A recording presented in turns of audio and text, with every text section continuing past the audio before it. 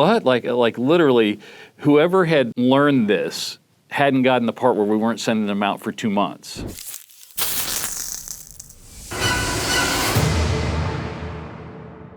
I've been doing this 35 years. I've helped consult hundreds and hundreds of companies that were either compromised or recovering from a compromise. I've got a couple of good ones, and probably one of my best. I was called in to this multi-international, very large Fortune 10 company with not only locations around the country, but different types of companies. They had hotels and educational stuff, and they made satellites and all kinds of radio equipment. And they'd been compromised 3 times by Chinese, what's called Advanced Persistent Threat, APT. And I'd been in on some of the previous responses and trying to help keep the Chinese out. And this is the 3rd time. And this company had, as of the 2nd time, had been fined $100 million by the United States government, and they'd fired the CIO, CISO, new team of people, hired a bunch of people, put in all these things, and they got compromised for a 3rd time. So this is really an all-out, how is this happening? We don't know how they're getting in. And I was called in. I worked at Microsoft at the time, and we decided, since we didn't know how it was happening, that we couldn't trust any of the company resources. So we actually met outside the company in an office park, and everybody that was brought in to help, and it was many company people plus a bunch of consultants and stuff. We all had to purchase new laptops. It was new Wi-Fi equipment. Everything was brand new login names, new passwords and everything, because it was an international issue. We were having these teleconferences talking about how to respond to this hacking incident. We also wanted a project name that wouldn't be big hacking event. So we decided we were going to call it the picnic event. And it just happened that in 2 months, the company was having a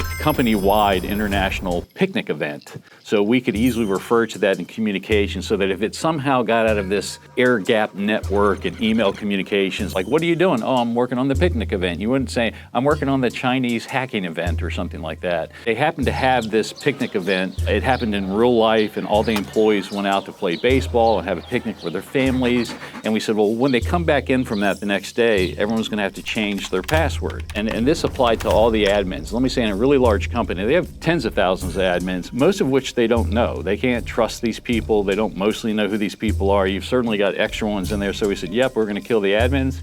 We're going to get new passwords, and we're going to kill their accounts, and they're going to have to fill out a form. We decided to call it the picnic event form.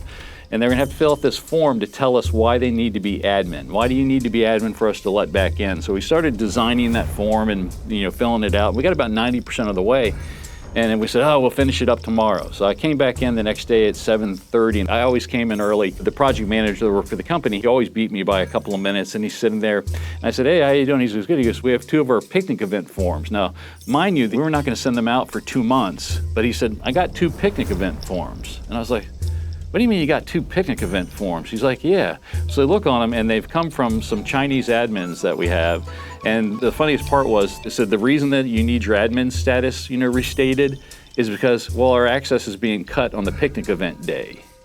And we were like, well, what? Like literally, whoever had learned this hadn't gotten the part where we weren't sending them out for 2 months. We were just like, what happened? How did they infiltrate our network? And I said, well, let's actually print up our form and print up their form. And if they've just recreated it, we'll know that they recreated it, spied on it and recreated it, and they didn't grab the actual form off your laptop.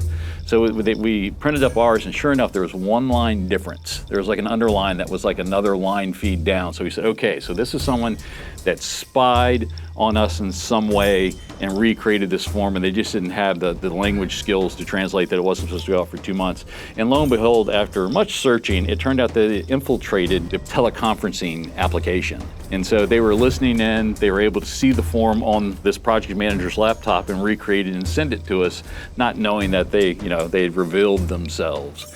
So that's when we learned that it was actually Chinese employees that had infiltrated the company as, kind of an insider attack, and that's how it was going on. It was going on they were actually monitoring all the admin and everybody's, meetings through the teleconferencing equipment.